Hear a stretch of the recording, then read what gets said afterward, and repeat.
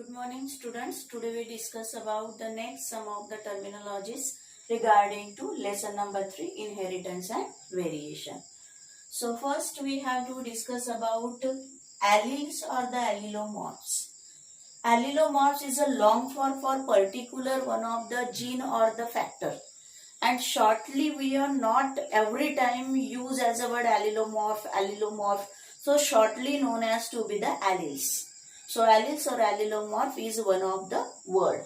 So what is the allele or allelomorph? So there the two or more alternative forms of a given gene or a factor. Just we know that in a previous class, gene is also previously or in ancient time period also known as to be the factor, which occupy on same loci or place, that is the position on homologous chromosomes.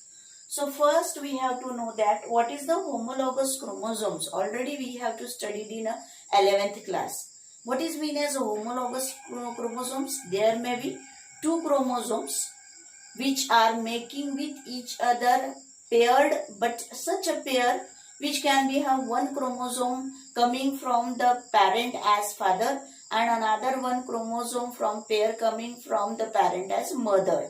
So one who parental and one who one who paternal and one who maternal. यानी एक chromosome इस pair में से father से आया होता है तो एक क्रोमोसोम इस पेयर में से मदर से आता है, और ये दो क्रोमोसोम एक दूसरे के साथ पेयर बना लेते जो कि बिल्कुल एग्जैक्टली इक्वल होते हैं, उसे होमोलॉगस क्रोमोसोम कहा जाता है. Yes, homo and the logos का मतलब है, लॉगस का मतलब है कि सेम पोजीशन पर होमो सिमिलर जीन अपीयर करता है. जैसे कि सपोज टू बी इस पेयर में से एक ऐसी क्रोमोसोम है जिस क्रोमोसोम को हमने कहा है कि मैटरनल यानी मदर से आई है, तो उसकी पहली पोजीशन पर आई के लिए अगर जीन है तो एग्जैक्टली जो पैटर्नल यानी फादर से जो इनकमिंग क्रोमोसोम है उसकी भी पहली पोजीशन पर आई के लिए ही जीन होगा.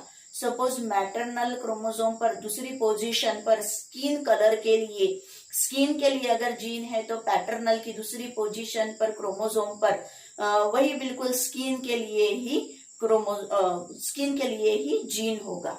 तो मे भी इस तरीके से ऐसी क्रोमोसोम की एक पेयर जिस पेयर में सेम पोजीशन पर, सेम प्लेस पर, सेम लोकस पर, जगह पर, सेम नंबरिंग में दोनों क्रोमोसोम में सेम और सिमिलर टाइप के जीन्स होते हैं और यही दो क्रोमोसोम्स आपस में एक स्पेसिफिक पेयर बना लेते तो उसी पेयर को कहा जाता है होमोलॉगस पेयरिंग. यस, अब हमारा बेसिक डेफिनेशन ये है कि एलील्स का मतलब क्या है. तो हमने यहाँ लिखवा है two or more alternative forms of a given gene or factor. एक ऐसी जीन सपोज टू बी हमने कंसिडर किया है कि वो आंखों के लिए, आई के लिए है. ओके, अब हमें पता है कि हमारी मम्मी और पापा दोनों की आंखें ब्लैक है, तो कंसिडरेशन में हेरिडिटरी में उसके बेटे का भी आईज क्या हो सकता है, ब्लैक ही हो सकता है. पर कभी कभी अचानक से कुछ अलग अलग स्पीसीज की अनुसार, या स्पीसीज बोलने से अच्छे ह्यूमन में ही अलग अलग प्रांत में अगर अलग अलग डाइट हैबिट्स या फिर उनके जीन म्यूटेट कर जाते हैं तो यही आंखों का कलर इसी हमारे बीच में भी कभी कभी एक सोशलिक लाइफ में, एक सोशलिक काउंटिंग नंबर में कई लोगों में अलग अलग शेड में आंखों का कलर नजर आता है. जीन तो एक ही है, एलील तो एक ही है, which represent as the colour of the eye or eye, कि जीन एक ही है, अ गिवन जीन एक ही जीन है, लेकिन उसके to or more alternative forms में वो अपना रिप्रेजेंटेशन दे रहा है. ओके, फॉर एग्जाम्पल कंसिडरेशन के लिए कि कैसे समझेंगे, तो एग्जाम्पल कलर ऑफ आई में भी हमें पता है कि मोस्टली आंखों का जो लेंस कलर होता है, सो लेंस कलर का हम ब्लैक ही मानते हैं, पर कभी कभी किसी में हल्का सा ब्राउनिश पाया जाता है, किसी में ग्रीन पाया जाता है, किसी में ब्लू, किसी में ग्रे. तो ये एक ही कलर ऑफ आई का जो ब्लैक था उसका एक वेरिएशन हो गया, एक वेरिएंट हो गया, ब्राउन, ग्रीन, ब्लू, ग्रे. पर बेसिकली जीन तो एक ही बेसिक कैरेक्टर के लिए था, कलर ऑफ आई के लिए. तो यहाँ पर इसी तरीके से अगर एक ही जीन है लेकिन वो अपने अलग अलग फॉर्म्स दे रहा है, अलग अलग यहाँ कलर के लिए तो अलग अलग कलर दे रहा है, तो इसे हम बोलेंगे एलील्स. ओके, मे भी कभी कभी हम बोलते हैं कि एक कैरेक्टर है जिसमें हमने पहले भी प्रीवियस क्लास में पढ़ा कि हाइट, तो हाइट कंसिडरेशन में मान के चलते अपोजेबल टू अपोजेबल एंड की सोच पर अगर मानते हैं तो एक टॉल होता है तो एक ड्वार्फ होता है। तो टॉल और ड्वार्फ ये दोनों किसी एक इंसान में नहीं पाया जा सकता। कोई एक इंसान टॉल ही हो सकता है या कोई एक इंसान ड्वार्फ ही हो सकता है। तो मे भी किसी में अगर जो टॉलनेस आई है वो एक ट्रेट, एक एलिल मानी जा सकती है, और कंसिडरेशन में उसके लिए ही बिल्कुल अगर उसी के फर्दर जनरेशन में या फिर उन्हीं के घर में कोई ड्वार्फ है तो ड्वार्फ वाली एक दूसरी ट्रेट यानी दूसरी एलिल भी मानी जा सकती है। तो मे भी इसी तरीके से जब टॉलनेस देता है तो टॉलनेस देने के लिए हमेशा रिस्पॉन्सिबल जो होमोलॉगस क्रोमोसोम्स की पेयर होती है, एलेलिक पेयर, तो वो एलेलिक पेयर ही वहां जिम्मेदार होती है। तो मे भी कंसिडरेशन में जैसे मैंने अभी कहा है कि होमोलॉगस क्रोमोसोम यानी एक अकेला क्रोमोसोम वो फिर सिर्फ मैटरनल है तो किसी बच्चे को, किसी कैरेक्टर को, किसी फीचर को जन्म नहीं दे सकता, या पैटर्नल है यानी फादर से आया हुआ है तो फादर का जो क्रोमोसोम है, इस फादर का क्रोमोसोम पर जो भी जितने भी जीन्स होंगे तो वो एक अकेले जीन्स किसी कैरेक्टर को, किसी फीचर को जन्म नहीं दे सकते जब तक ये दोनों किसी एक पेयर में नहीं आ जाते, जिसको हमने नाम दिया होमोलॉगस क्रोमोसोम। तो इस होमोलॉगस क्रोमोसोम में जब ये दोनों एक पेयरिंग में, एक स्पेसिफिक पेयरिंग में, पर्टिकुलर पेयरिंग में आ जाते तो उस समय में दो एलेलिक पेयर बन जाते, दो एलील की एक एलेलिक पेयर बन जाती। जैसे कि मैटरनल क्रोमोसोम पर आई के लिए पहली पोजीशन पर मान के चलते ब्लैक के लिए, और दूसरा मान के चलते हैं कि पैटर्नल क्रोमोसोम की पहली पोजीशन पर फिर से वही ब्लैक के लिए आई की सिमिलर जीन है। तो ये दो जीन दो अलग अलग क्रोमोसोम पर एक साथ जब होमोलॉगस पेयरिंग कर लेते तो एक एलिलिक पेयर, एक एलिल्स बन जाती है, और इन्हीं वजह से फिर आगे चल के नेक्स्ट जनरेशन में दोनों मिलके सिर्फ किसी एक कैरेक्टर को जन्म देते। यानी बेसिक आपको यहाँ पूरी तरीके से दिमाग में रखना है कि अगर किसी एक कैरेक्टर को जन्म लेना है तो सिर्फ और सिर्फ एक जीन रिस्पॉन्सिबल नहीं है, वहां पर दो जीन चाहिए। पर ये दो जीन एक पेयरिंग में हो गए, होमोलॉगस पेयरिंग में हो गए, तो उस समय में उसे दो जीन नहीं बोलेंगे, उन्हें हम एलेलिक पेयर या एलिल्स फॉर ईच अदर बोलेंगे। सो हियर इज एलिल्स, और एलिल का मतलब ये थोड़ा सा टफ है डेफिनेशन, लेकिन मैंने यहाँ पर आपको थोड़ा सा सिंपल करके समझाने की कोशिश की है। सो कंसिडर करें हम लोग कि कलर ऑफ आई के लिए तो जीन एक ही है। कलर ऑफ आई के लिए मोस्टली हम ब्लैक देख चुके हैं, पर कभी कभी किसी में यही अपना अल्टरनेटिव फॉर्म देता है, रूप देता है, स्वरूप बदल देता है जीन, तो ब्राउन में अपीयर करता है, कभी किसी में ग्रीन में, कभी किसी में ब्लू में, कभी किसी में हल्का सा ग्रे में। So it is called as to be the alleles or allelomorphs. Simply shortly अगर बोलेंगे तो these are to be a gene which can be shown two or more alternative forms of itself. Okay, next definition is dominant. Yes, dominant, और उसके oppose में हम पढ़ेंगे recessive. तो सबसे पहले डोमिनेंट क्या है? आप हमेशा जो लोअर क्लासेस में डोमिनेंसी पढ़ चुके होंगे, डोमिनेंट वर्ड सुन चुके होंगे।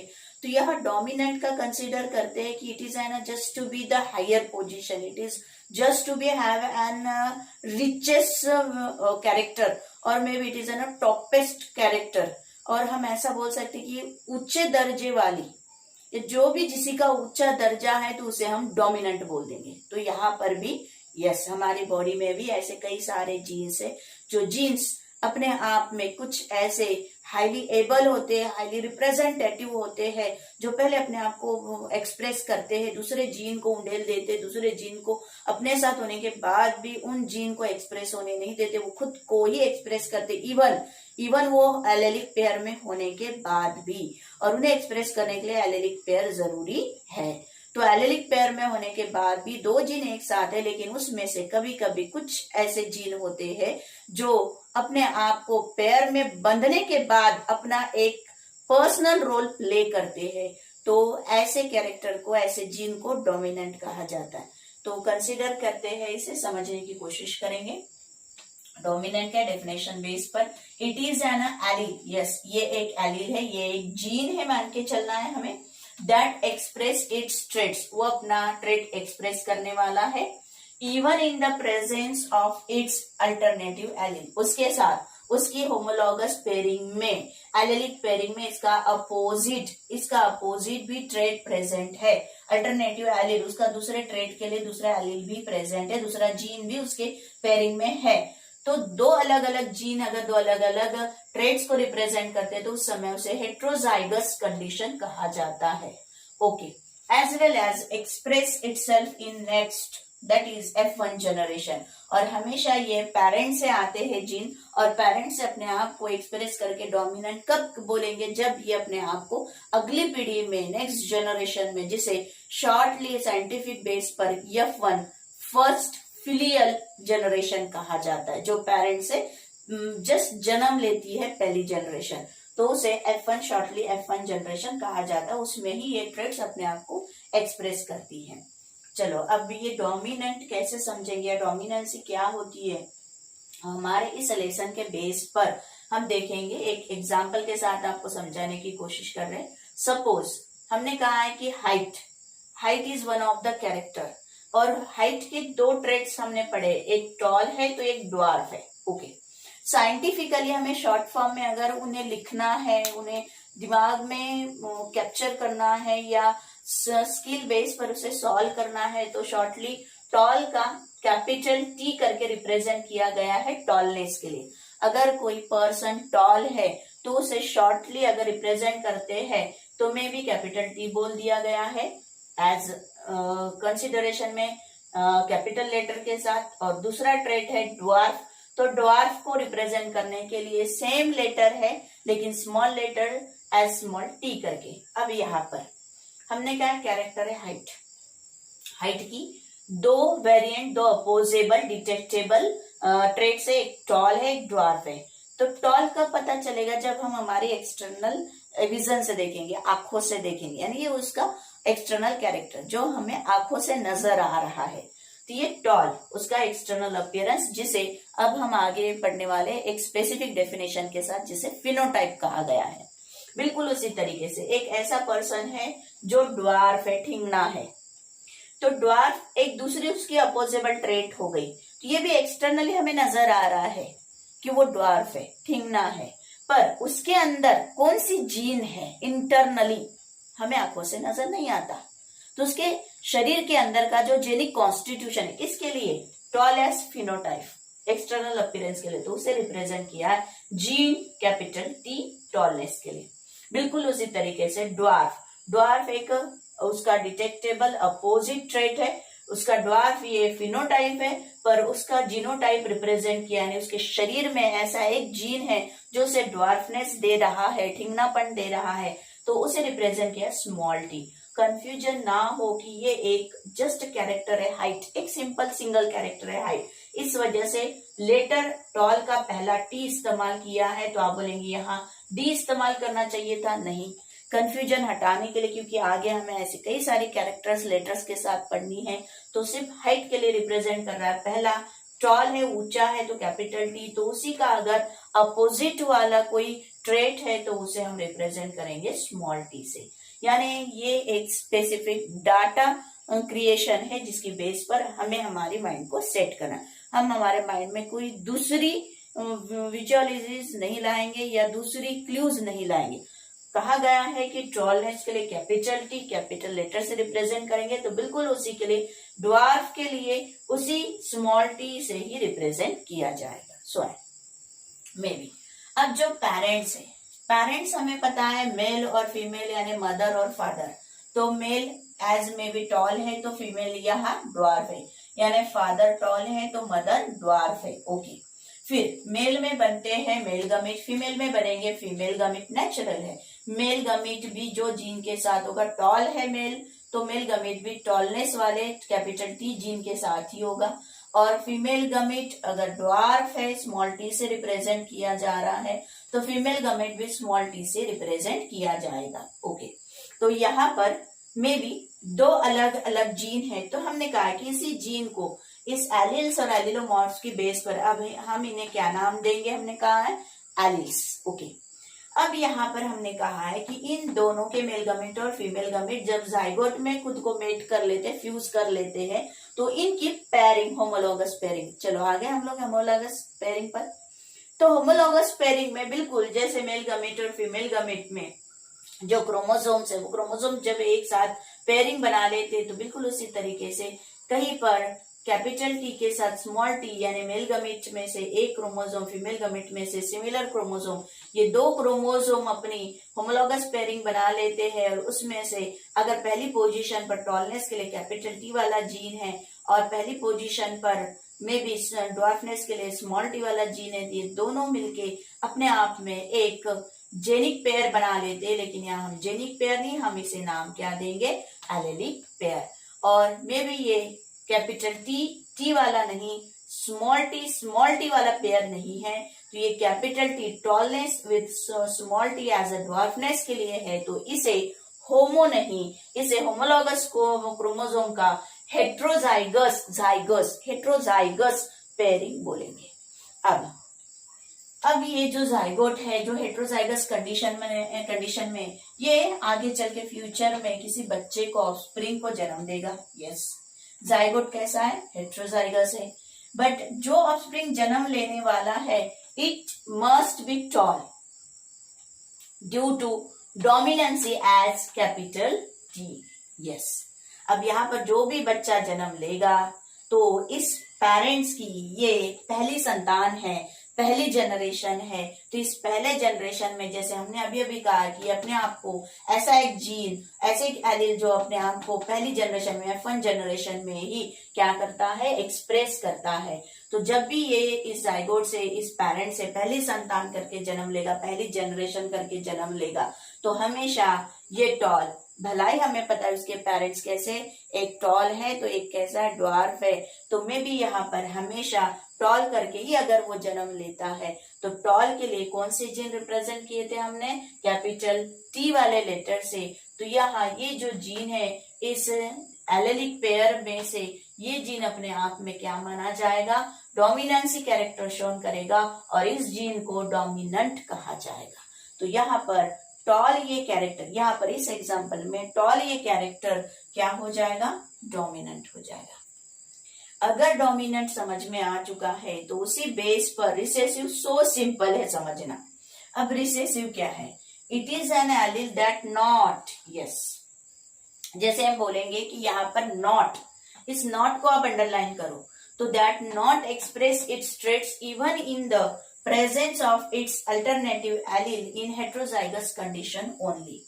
जैसे हमने ये जो पूरा एग्जांपल आपको कंसिडरेशन में समझा दिया था, तो बिल्कुल उसी बेस पर ये कैपिटल टी और स्मॉल टी ये एक दो जीन के पेयर है, इस पेयर के बिना कोई कैरेक्टर जन्म नहीं ले सकता, तो ये एक तरह का एलेलिक पेयर है, लेकिन कौन सा है, हेट्रोजाइगस। हेट्रो क्यों कहा गया है, क्योंकि दो जीन का पेयर है, लेकिन एक जीन इसमें से टॉलनेस के लिए कैपिटल टी है, तो दूसरा जीन यहाँ पर ड्वार्फ के लिए स्मॉल टी से है। एक एलील कैपिटल टी नाम से जानी जाएगी तो दूसरी एलील स्मॉल टी, तो ये दोनों एक साथ जब जुड़ जाएंगे तो ये एलील्स हो जाएंगे फॉर ईच अदर, एक दूसरे के लिए एलील्स हो जाएंगे। और अगर एक अकेले अगर काउंट करते इस तरीके से मे बी कंसीडरेशन में, तो ये सिंपली एक जीन हुआ और ये सिंपली एक जीन हुआ, लेकिन एक दूसरे के साथ प्रेजेंट करते हैं जब पेयर बना लेते तो ये एक दूसरे के एलील्स और उसको रिप्रेजेंट कर सकते हैं हम एलेलिक पेयर, जो कि अलग अलग ट्रेट के साथ है, ट्रेट को जन्म देने वाली होती है, लेकिन एक पेयर में जब बन जाती है तो वो हेट्रो, अलग अलग ट्रेट के लिए तो हेट्रोजाइगस कहलाती है। ओके, अब जैसे हमने कहा था कि इस जाइगोट से इस पेरेंट्स ने अपनी पहली संतान जन्म दी है, पहली जनरेशन जन्म दी है, लेकिन इस पहली जनरेशन में हमेशा कैसा होगा, टॉल होगा, और इस पूरे एलेलिक पेयर में से ये जो स्मॉल टी है ये अपनी कैरेक्टर एक्सप्रेस नहीं करेगा, और कौन अपनी कैरेक्टर एक्सप्रेस करेगा, कैपिटल टी टॉलनेस के लिए तो डोमिनेंट। अब रिसेसिव कौन है, तो यहाँ पर ये जो स्मॉल टी है, जब भी कोई अगर पहली जनरेशन में पहली संतान जन्म लेगी तो वो टॉल होगी, तो क्या नहीं होगी, ड्वार्फ नहीं होगी, और ड्वार्फ के लिए कौन सी एलील रिस्पॉन्सिबल है, स्मॉल टी। तो यस, ये जो स्मॉल टी यहाँ पर हम कंसिडर कर रहे हैं ड्वार्फ के लिए, ड्वार्फ यहाँ पर डोमिनेंसी की अपोज में रिसेसिव कहलाया जाएगा, और रिसेसिव यहाँ ड्वार्फ होगा तो यहाँ डोमिनेंट कौन होगा, टॉल होगा। So consider that. सो यह एग्जाम्पल में हमने हेट्रोजाइगस पेयर ली है, इस हेट्रोजाइगस पेयर में स्मॉल टी रिसेसिव ट्रेट मानी जाएगी, और हमेशा ये स्मॉल लेटर से शोन की जाती है। ओके, देन फिनोटाइप क्या है? तो जैसे हमने अभी अभी कहा है कि हाइट है, तो हाइट में दो ट्रेट्स है, एक टॉल है तो एक ड्वार्फ है। तो यहाँ पर टॉल जो है वो हमें आंखों से नजर आएगा, तभी तो हम बोलेंगे कि वो टॉल है, या वो अपने आप में टॉलनेस कैरी करता है, उसकी कैरेक्टर टॉल है। तो it is external appearance of any trait in living individual. अगर वो आंखों से हमारी एक्सटर्नल अपीयरेंस से टॉल नजर आता है तो उसका ट्रेट टॉल है, या वो टॉल है, या ड्वार्फ नजर आता है तो वो ड्वार्फ है। तो मे भी यहाँ पर रिप्रेजेंट करने के लिए हमने जैसे बोला था capital T and small T, तो कैपिटल टी और स्मॉल टी उसके शरीर के इंटरनल फैक्टर्स है जो उसे इन एक्सटर्नल अपीयरेंस में जन्म देते हैं, यानी ये जीन्स बोल सकते हैं। और एक्सटर्नली फिनोटाइप कौन है उस पर्सन के? अगर ये टॉल है तो उस पर्सन का फिनोटाइप टॉल, अगर वो ड्वार्फ है तो उस पर्सन का फिनोटाइप ड्वार्फ होगा। The two traits represent by से लेटर, बस डिफरेंस इतना है कि डोमिनेंसी में कंसिडर करेंगे तो कैपिटल टी और रिसेसिव में कंसिडर करते हैं तो स्मॉल टी। ओके, जीनोटाइप क्या है? It is an genic constitution of any organism particular for any trait. किसी ट्रेट के लिए अगर कोई एक जीन रिस्पॉन्सिबल है उसके शरीर के इंटरनली, हम आंखों से नहीं, आंखों से देखने वाला फिनोटाइप है एक्सटर्नल अपीयरेंस, उसके शरीर में इस एक्सटर्नल अपीयरेंस को जन्म देने वाला कोई छोटा सा टाइनी पार्टिकल, छोटा सा फैक्टर है, जीन है, तो वो उसका जेनिक कॉन्स्टिट्यूशन हो गया उस पर्टिकुलर ट्रेट के लिए। तो यहाँ पर एग्जाम्पल जैसे height as a character, two traits है टॉल और ड्वार्फ। तो टॉल के लिए जीनोटाइप है एलेलिक पेयर में से जैसे कैपिटल टी, और एलेलिक पेयर अगर टॉल पूरा प्योर टॉल के लिए जन्म दे रहा है तो होमोजाइगस में कैपिटल टी, और ड्वार्फ अगर प्योर ड्वार्फ है तो उसके एलेलिक पेयर के लिए स्मॉल टी है। और जैसे हमने यहाँ ये दोनों जो हमने यहाँ लिखवा है टॉलेस, प्योर टॉल के लिए capital T as a allelic pair homozygous, और या ड्वार्फ के लिए प्योर ड्वार्फिज्म के लिए small T as the homozygous allelic pair, और यहाँ कैपिटल टी स्मॉल टी ये है हमारा हेट्रोजाइगस पेयर।